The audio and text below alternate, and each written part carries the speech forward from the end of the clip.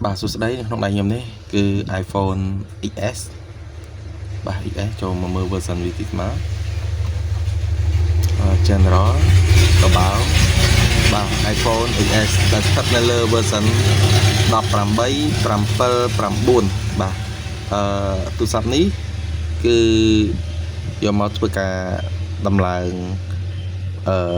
Apple ID hay nâng tờ lạng cầm thi xem xanh bàn tay nhưng mình tin định muối bà sẽ mẹp còn 300 tại Apple ID thếហើយក៏មិនបាច់ចាំធ្វើការ download ចេញពី App Store អ្វីដែរគឺយើងអាចដំឡើងកម្មវិធីដោយងាយហើយដោយមិនបាច់ចាំបង្កើត Apple ID បាទតោះឥឡូវយើងមកមើលពីវិធីនៃការដំឡើងកម្មវិធីដោយមិនបាច់ចាំប្រើ Apple ID មួយចំនួន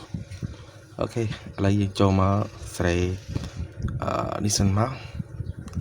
បាទ Richin អីសិនអស់ចឹងណាយើងដាក់មនុយដាក់អីចាំត្រូវសិនមក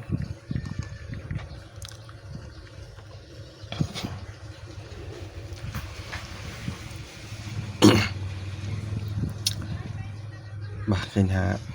ភាសាខ្មែរហើយនឹង Richin អីបាទគឺប្រទេសរបស់យើងអស់ហើយអូខេតោះឥឡូវយើងនឹងធ្វើការ connect Wi-Fi សិនបាទចាំតិចខ្ញុំធ្វើការភ្ជាប់ Wi-Fi សិន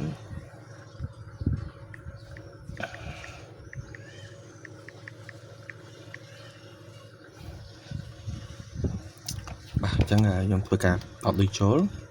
ភ្ជាប់វាទៅលើកុំព្យូទ័របាទឃើញថាស្គាល់ហើយអូខេឥឡូវយើងត្រាស់វាមួយមកបាទអញ្ចឹងទូរស័ព្ទយើងនៅលើហ្នឹងគឺស្គាល់ត្រឹមត្រូវហើយអូខេ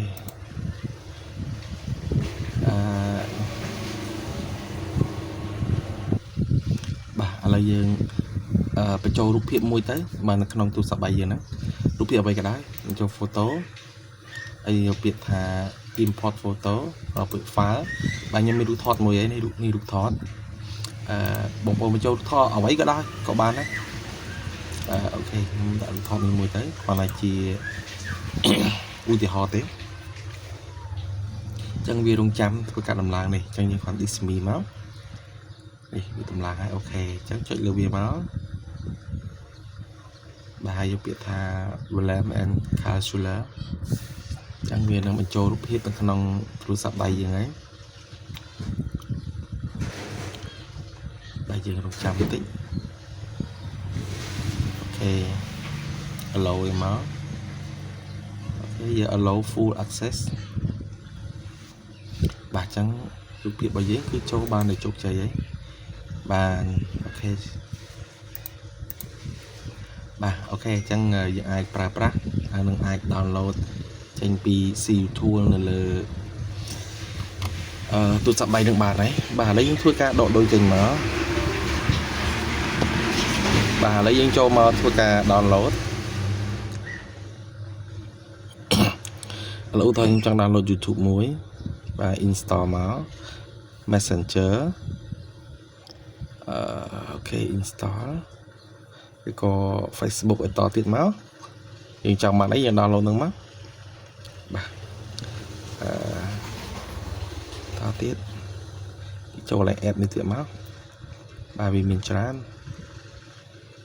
អញ្ចឹងឆ្លាញ់ឲ្យ download ហ្នឹងទៅបាទមានទាំងអស់ដូចតែក្នុង App Store របស់យើងអញ្ចឹង